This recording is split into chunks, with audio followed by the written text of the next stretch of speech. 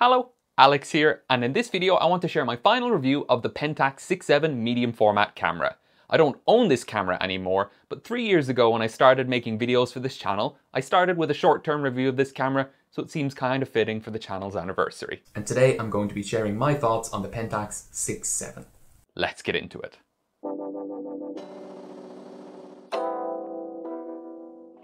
The Pentax 6.7 is a 120 medium format SLR camera introduced by Pentax in about 1990, and it's the third of 4 cameras they made in the 6x7 lineup. Those being the 6x7, 6x7 MLU for mirror lockup, 6.7, which is a separate camera, the one we're reviewing here, and then the 6.7 II, which is a completely different camera with much more modern styling, further electronics, and broadly speaking, you could consider them as a family of 3 and a family of 1 because it's just so different.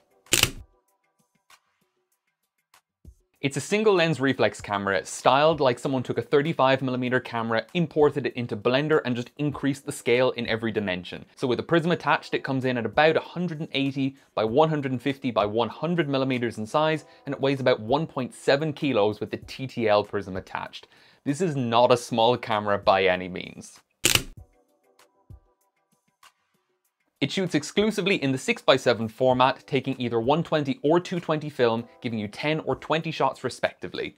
When you're choosing your format, you have to set both the pressure plate inside the back, which is fairly standard, and the counter on the right-hand side of the body by the hinge for the door under the advance lever. Exposure is fully manual with no option for aperture priority control, and the shutter speeds range from 1/1000th of a second down to 1 second plus bulb with a cloth focal plane shutter that has a maximum flash sync speed of 1/30th of a second. There is a huge lens mount dominating the front of the body, and it's interesting not because of its size, but because there are 2 bayonets, one on the inside and one on the outside. Lenses up to 300mm use the inner bayonet, and the lenses from 400mm upwards use the outer bayonet for a bit of extra structural support because there's more space for them to grip onto, and also just to have a wider throat for the light to pass through. There are tons of lenses in the lineup, even though people really only talk about a few of them in, modern social media circles, ranging from a 35mm fisheye all the way up to the 1000mm reflex lens, or the significantly more interesting 800mm f4 lens, which comes in at 18 kilos, like 40 pounds. Most of the lenses are like 500 to 700 grams, so like a pound to a pound and a half, which is pretty good for such, fast lenses. Most of them are f2.8 or f4 at worst for a 6x7 format, but there are some absolute monsters in the lineup as well. Inside that lens mount is a gigantic reflex mirror, and 3 of the 4 models, all except the original one, have a switch on the side for mirror lockup to flip that mirror up out of the way to reduce the mirror slap when you're actually taking your picture, such as when you're shooting on a tripod. Although it's not a full system camera like a Hasselblad, a Bronica SQ, or a Mamiya RB or RZ67, there are a ton of accessories available. So you have tons of options for viewfinders, things like extension tubes and other accessories, viewfinder magnifiers, and that absolutely gorgeous, but in my opinion, unusable left-hand wooden grip. There's no meter in the body itself, but aside from the standard unmetered pentaprism, there's an optional TTL prism, which has an ISO range selection going from 12 up to 3200, which is a nice good range. And it's a full frame averaging meter rather than a center weighted or spot meter, and it gives you a standard little needle on the left-hand side of the viewfinder that you can use to judge your exposure. It draws power from the battery in the body. Yes, this camera requires a battery to operate, and it just takes a single 4LR44 PX28 or equivalent battery, which is loaded in the bottom of the body by the tripod socket. The maximum shutter speed of 1/1000th of a second enables you to shoot with higher ISO film, because again, you can't swap film mid-roll, or at wider apertures. Again, a lot of these lenses top out at f2.8 or even f2.4 without worrying about using an ND filter, which can be really annoying with an SLR. It's only 1 stop faster than the 1/500th of a second or 1/400th of a second that a lot of the competitors to this camera would top out at. The Mamiya RB67, RZ67, the Hasselblad cameras, your Bronica cameras. And it's not the only camera that can do 1/1000th of a second in such a large format, but it's very uncommon and it helps you take advantage of those fast lenses very well. Almost every lens in the lineup has a normal standard filter thread, somewhere in the region of 67 up to like 77 or 82 filters, with rare lenses going above that, and a couple of lenses like the 1000mm reflex lens being wild exceptions that don't apply to normal people. A lot of the alternative cameras like the Rollei cameras and the Hasselblad cameras use bayonet mounts, which means you either need to buy bayonet filters or deal with adapters which may or may not limit your ability to use things like lens hoods. So just having native support for threaded filters is potentially quite a big deal if you're a person who uses a lot of filters on your cameras. Once you get used to that full frame metering pattern, the TTL prism is extremely accurate. I've never had any problems with it that couldn't be directly attributed to error by me, like forgetting that I was including the sky in the frame when I was metering, or forgetting to set the ISO on the dial at all. The native lens lineup is really solid with, again, ultra-wide fisheye up to super telephoto reflex lenses. You have kind of every option that you would reasonably want in terms of focal length and aperture, oftentimes with multiple options like the ultra-fast 105 f2.4 that doesn't focus too close, and the 90mm f2.8 that's a bit wider and a bit slower but focuses much more closely, so you can kind of tailor your kit to your specific needs. Even if you don't want to use the native lenses, the fact that you have a focal plane shutter means you can adapt pretty much anything as long as it clears the flange distance of the mount, like the Schneider Cinelux lenses, which are extremely popular for wedding photographers, if you can afford them. Even still within the native lens mount, if you want to use a flash with this camera, which is not ideal for, you can do that using the couple of leaf shutter lenses that are available, which increases the overall versatility of the lens system and means that the camera is just more versatile in general. 6x7 images are a lot more bigger than 6x6 images than you would first think, which offers a significant advantage when it comes to resolution, especially compared to most of this camera's competitors, aside from the RB67 and RZ67, because most of the other alternatives in the 6x7 format that are at this level of quality are like the GF670 and the Plaubel Machina, which are, tremendously expensive, even compared to this camera.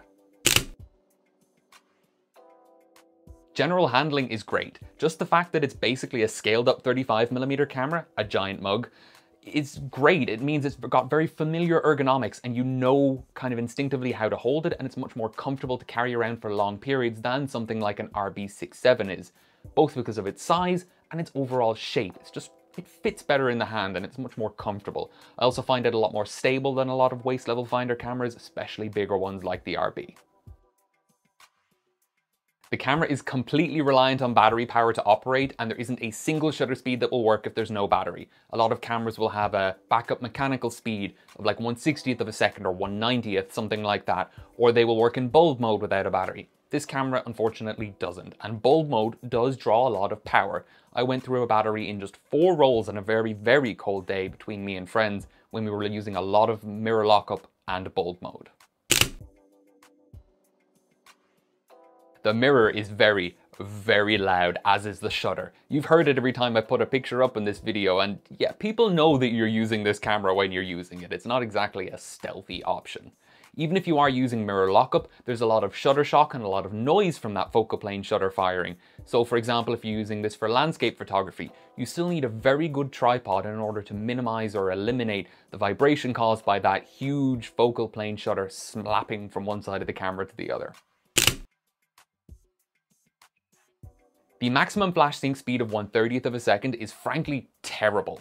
I consider the minimum threshold for an SLR to be about 1/60th of a second, though I prefer 1/90th or 1/125th. 1/30th is just too slow for sharp lenses and sharp film because you'll see the motion blur from that, and 1/30th of a second just reduces the ability to shoot in ambient light. You can use it indoors, sure, but if you're shooting, say, a blue hour or daytime or something, that 1 to 2 stops probably means the ambient light is going to overpower your scene unless you get into NDs and things, and that's a whole thing with SLRs. It's not a good camera for flash.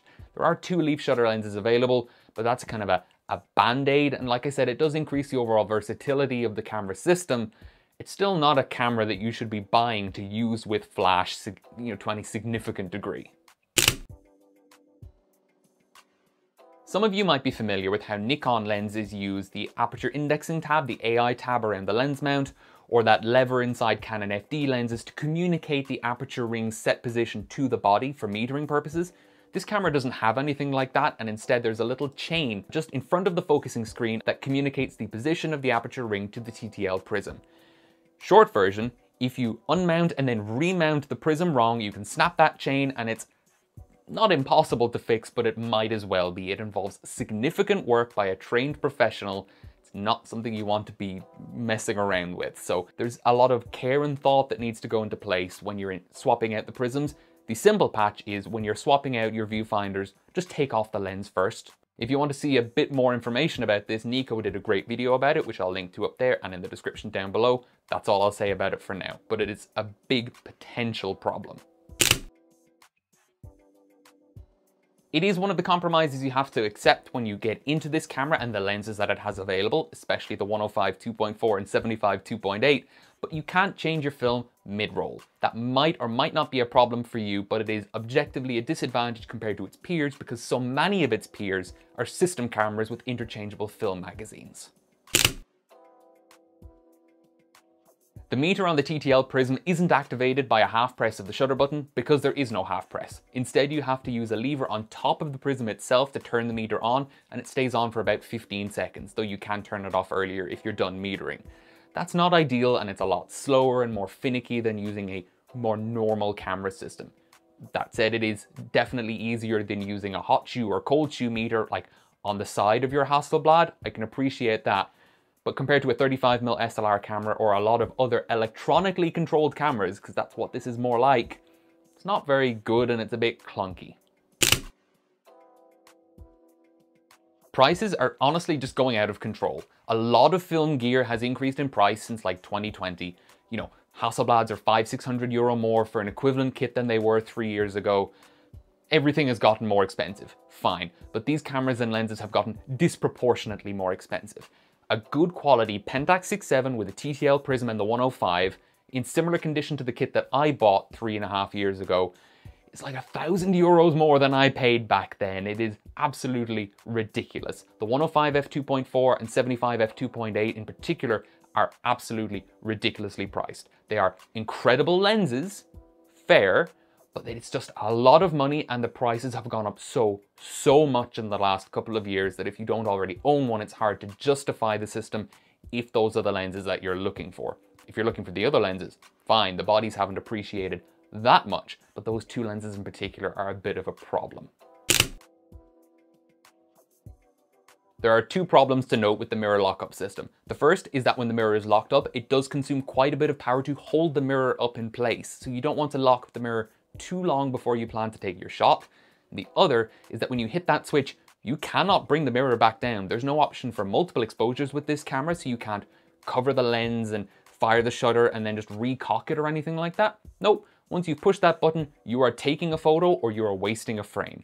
And the fact that it's relatively easy to potentially hit that switch by accident, that's not great. I'd prefer if it were like a slide up and sideways kind of thing, like a lot of cameras do, or if it were just placed a bit more differently so it's not right near your fingertips when you're gripping the camera. It would make it a bit less of an issue. It's only happened to me a couple of times, but I've loaned the camera out to friends quite a bit, and it happened to quite a few of them relatively often. This is minor, but for people who like waist level finders, there is one available for this camera, but it's a 6x7 camera, it's not square, so if you want to shoot in portrait, good luck to you. Lastly, this is a fairly small point, but given the very frequent comparison to system cameras like the Hasselblads, Bronicas and Mamiyas, I think it's fair to bring it up.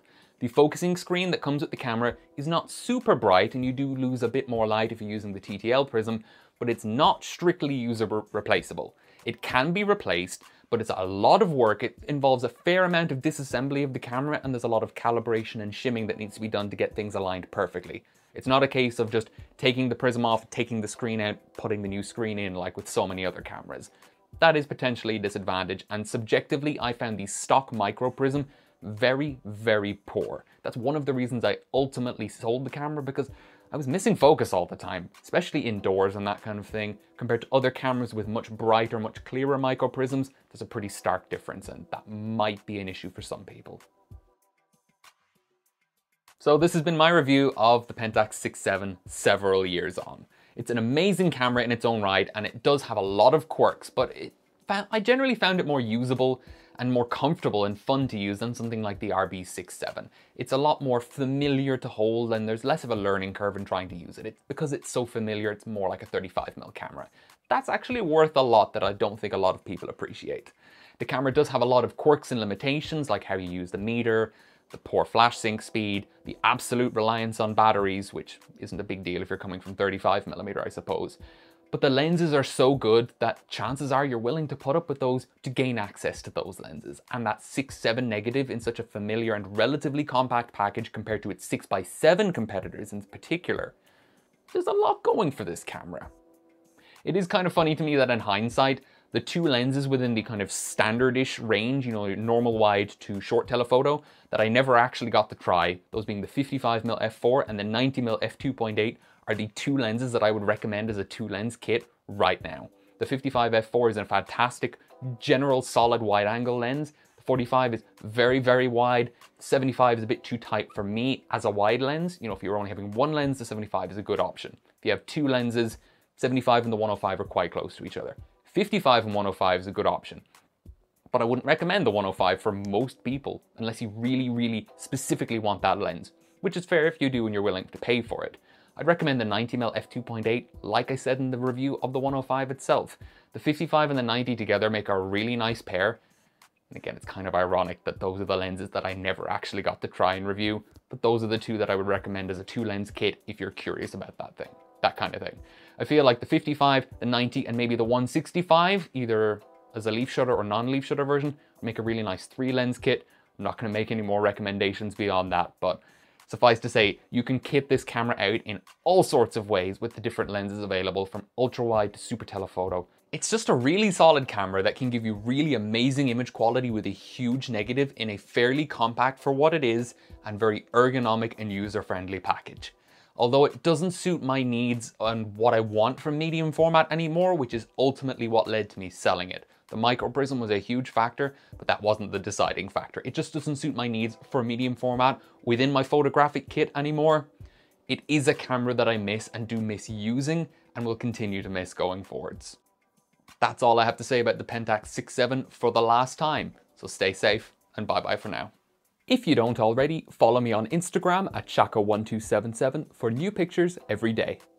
If you liked this video and enjoy what I do on the channel, please consider subscribing or checking out my Patreon, where the tiers start at just €1 per month.